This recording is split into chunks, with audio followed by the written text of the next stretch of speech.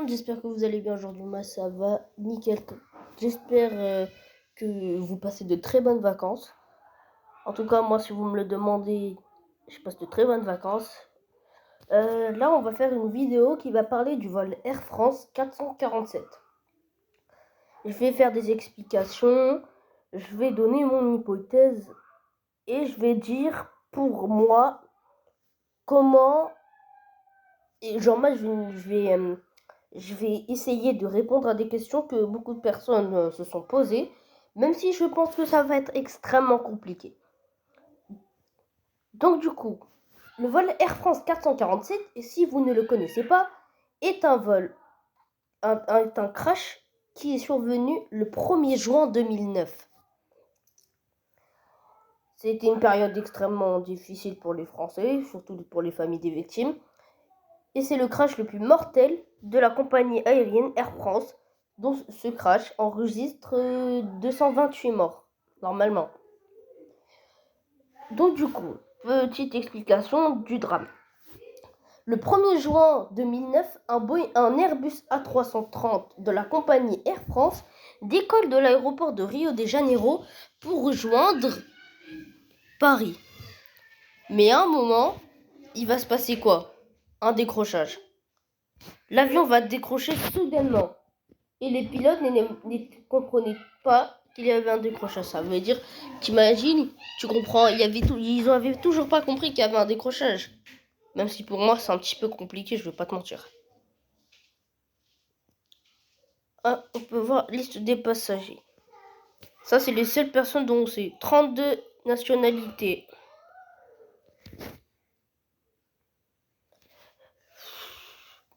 Donc là, c'est les seules personnes... Sur les 228 personnes, c'est les seules personnes on sait qui sont mortes.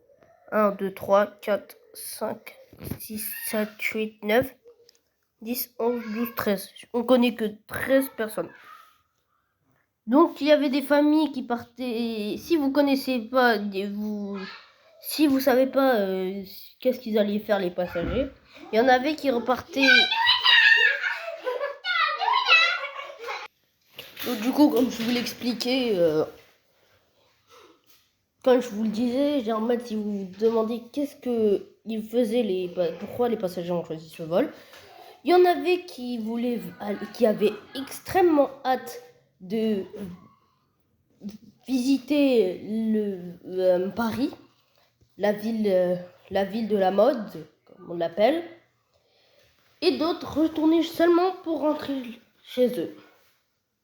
Alors, les pilotes, qui étaient-ils? Les pilotes, nous connaissons. Les pilotes, on connaît. On connaît Jean-Cédric Bonin. Et attendez, le reste, attendez. Purée. Attendez, c'est qui déjà les pilotes? Pilote.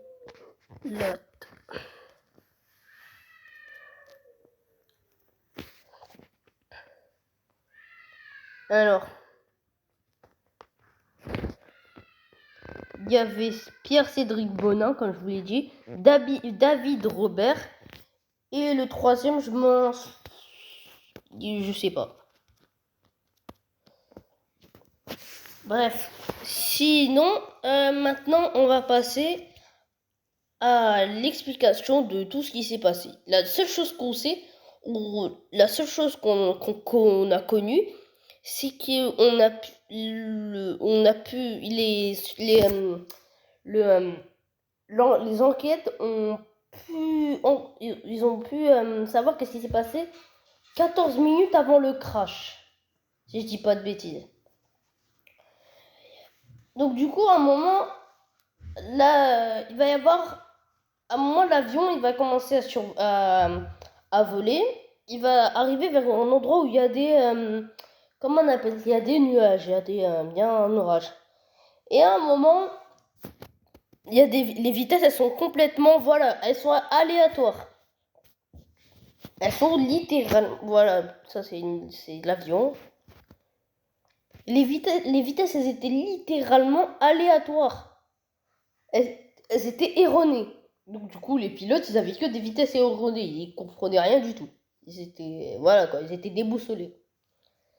À un moment, l'avion, à un moment, le pilote, le copilote Pierre-Cédric Bonin va tirer sur le manche et ça va mettre l'appareil en situation de décrochage.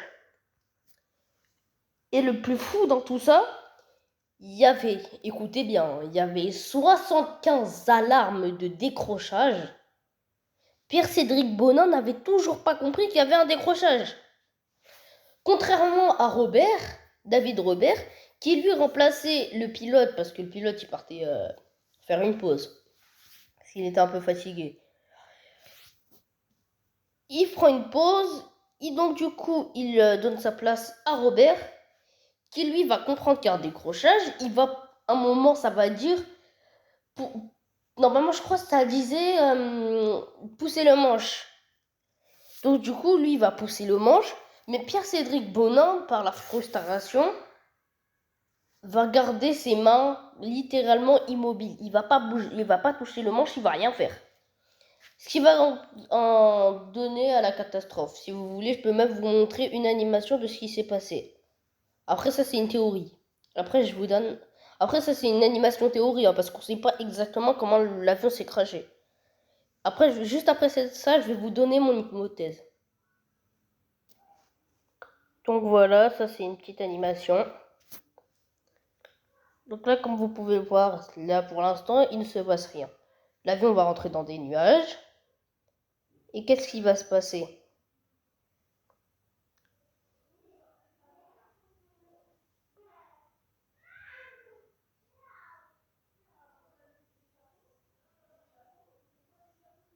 Attendez, ça, je vais vous expliquer pourquoi ils montrent ça. Ils insistent sur ça. Regardez, l'avion, il a monté, et là, d'un coup, il va être en situation de décrochage. Dans le cockpit, il y avait quand même 75 alarmes de décrochage, donc mon gars, tu pouvais pas dire que tu comprenais pas. Il avait toujours pas compris, je comprends pas. Et l'avion, il a pris 3 minutes et 30 secondes. C'est chaud quand même. Bah oui, je sais, c'est chaud.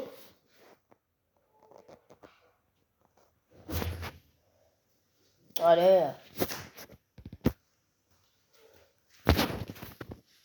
Donc là, maintenant,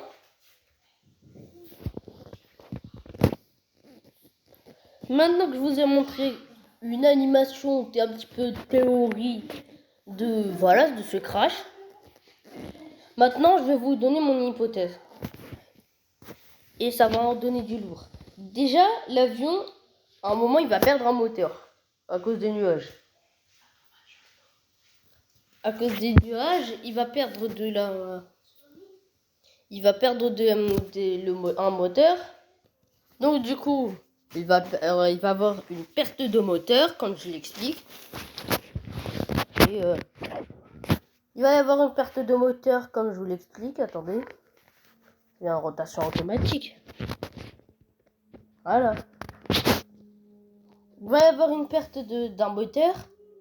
D'un moteur, mais normalement, dans toutes circonstances, un avion, ça peut toujours voler avec un moteur en moins.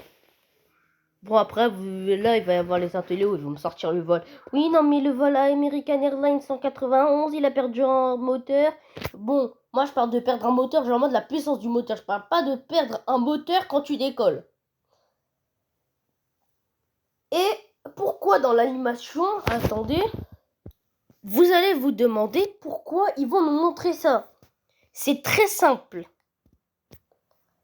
Ils vont nous montrer ça pourquoi?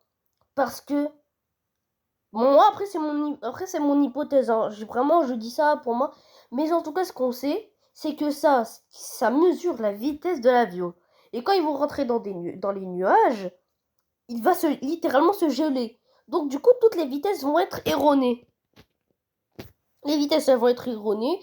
Et quand je vais même pas te mentir, mais quand tu as des vitesses erronées, par exemple, t'es à 240 km/h, et là, ça te sort en 160, voilà quoi. C'est pas idéal. Donc du coup, le gars, il comprenait toujours pas. Et quand il montait, l'altitude aussi, je crois, ça buguait aussi. La vitesse et l'altitude, rendez-vous compte, le pilote, il y pouvait rien malheureusement. Mettez-vous à leur place. Et après la suite, vous la connaissez, décrochage, ce qui va entraîner la mort de 228 passagers. Ça va être mon hypothèse. Vous allez me dire qu'est-ce que vous en pensez. Mais pour moi, c'est vraiment une hypothèse. Hein. Je donne mon hypothèse parce que normalement, on n'est pas encore sûr. La seule chose qu'on sait normalement, c'est que c'est ça. Ah. Pour moi, ces vitesses erronées vont conduire à ce que le pilote, les vitesses et l'altitude qui vont littéralement bugger, je pense que le pilote, il ne comprenait pas du tout. Donc du coup, quand il va essayer de remonter, il va essayer de remonter parce qu'il pensait qu'il perdait de l'altitude. Et il va il va être dans un angle où l'avion décroche. Et quand les 75 alarmes vont retentir, il va voir la vitesse et l'altitude, pour lui tout va bien. C'est que après quelques minutes, 1 minute avant que l'avion se crache, que ça va se dégeler. Mais c'est beaucoup trop tard, ça servira à rien de sauver, ça servira à rien. On peut plus le sauver. L'avion se crache. Voilà. Bon après, vraiment on peut pas dire que c'est le pilote qui était pas un héros. Il a quand même fait son maximum pour sauver les passagers. Après, est-ce qu'il y a des gens peut-être qui vont me dire ouais, il pouvait faire un effort, je sais pas, il pouvait écouter les 75 alarmes. Mais écoutez-moi bien toutes les personnes qui disent ça. Vous croyez vraiment que c'est facile quand t'as des vitesses erronées et qu'il y a des 75 alarmes qui retentissent, mais pour toi, t'es sûr? Tu vois une vitesse parfaite, une altitude bonne. Ton cerveau, il bug, logiquement. Il dit pourquoi 75 alarmes retentissent alors que tout est nickel. Des fois, il y a des alarmes qui retentissaient alors que qu'il n'y avait aucun problème. En tout cas les gars, merci d'avoir regardé cette vidéo. On se retrouve sur une nouvelle vidéo où je donnerai peut-être mon hypothèse sur le vol Silk Air 185. Je vous dis à très bientôt. Passez de bonnes vacances et ciao.